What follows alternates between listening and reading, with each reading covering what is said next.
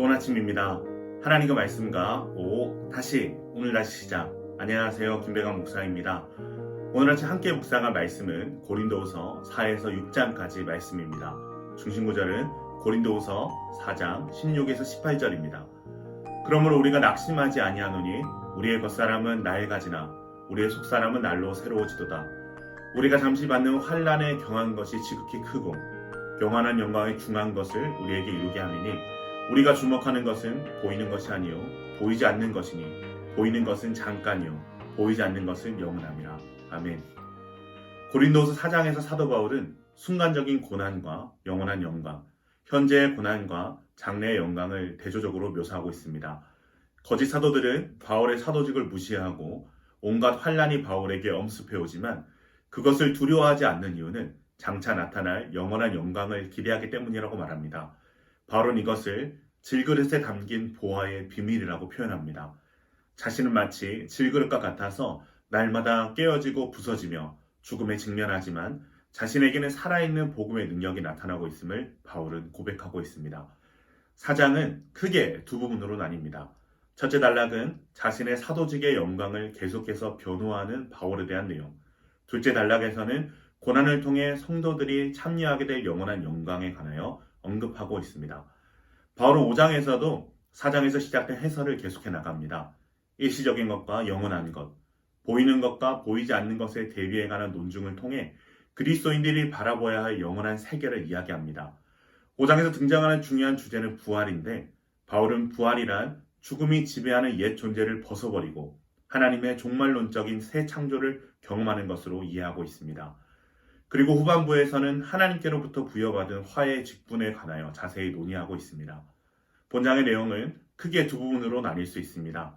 첫째 단락에서 바울은 보이지 않는 세계를 믿음의 눈으로 바라보면서 현재 당하는 고난을 이기고 오로지 주를 기쁘시게 할 것을 당부하고 있고, 둘째 단락에서는 그리스도로 인하여 하나님과 화해를 경험한 자는 새로운 피조물이 됨과 동시에 화해의 사명을 받은 하나님의 사명자라는 것을 전하고 있습니다. 6장에서 바울은 자신이 복음을 전하다가 겪은 고난들을 이야기함으로써 자신의 사도권의 정당성과 소명을 적극적으로 증거하고 있습니다. 뿐만 아니라 바울은 고린도 교인들을 향해 상호가 마음을 넓혀 사랑으로 서로를 포용할 것을 요청합니다. 그리고 불신자들과 서로 분리하고 합하지 말라는 권면을 합니다. 이러한 본장은 하나님의 은혜를 헛되이 받지 말라고 권면하는 부분과 화목해 하는 직책으로서 부끄러움 없이 일할 뿐임을 밝히는 부분, 고린도 교인에 대해서 부모와 같은 관용으로 서로 화해할 것을 권면하는 부분, 하나님의 성전의 성도들이 불신자들과 멍에를 함께 매지 말 것을 권면하는 내용으로 구성되어져 있습니다. 그러나 우리가 여기서 분명하게 할 것은 사도 바울이 불신자들과의 접촉을 일체 금하는 것이 아니라 어떤 형태의 관계이든 매이는 것을 금지한다는 것입니다. 이것은 불신자들과의 결혼을 염두에 두고 하는 말일 수도 있지만 문맥상 강조되는 것은 16절에 본격적으로 언급하고 있는 우상숭배입니다. 바울은 고린도전서 10장 20절에서 나는 너희가 귀신과 교제하는 자가 되기를 원하지 아니하노라 라고 말합니다. 즉 불신자들과 묶임으로써 귀신과의 교제에 참여하게 되는 것에 대한 바울의 권면인 것입니다. 오늘 말씀을 통해 우리가 얻을 수 있는 교훈은 무엇일까요? 성도의 삶의 동기는 영원함에 있다는 것입니다. 하나님의 창조 세계는 인간의 육안으로 볼 수 있는 보이는 세계와 육안으로는 볼 수 없는 보이지 않는 세계로 이루어져 있습니다. 지상의 모든 인간은 바울이 말하는 보이는 것의 세계, 즉 물질 세계 안에서 살아갑니다.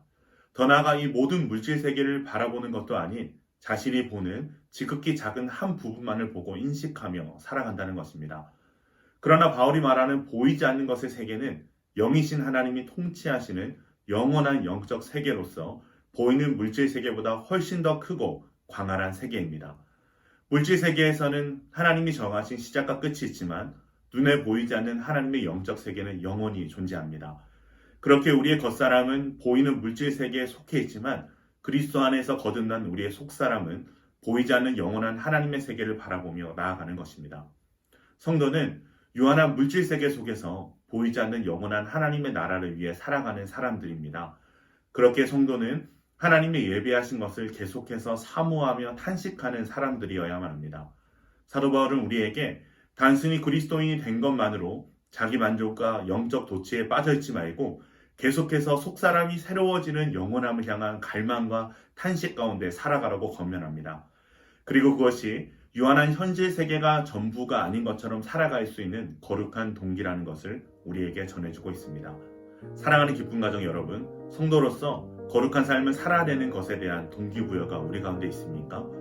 비록 세상이 이해하지 못하고 때로는 세상과 어울릴 수 없는 성도의 삶을 살아가면서 받아야 할 고난과 어려움들에 대한 마땅한 동기부여, 하나님이 예비하신 것을 계속해서 사모하며 탄식하는 영혼을 사모하는 갈망이 우리 가운데 회복되어야 될 줄로 믿습니다.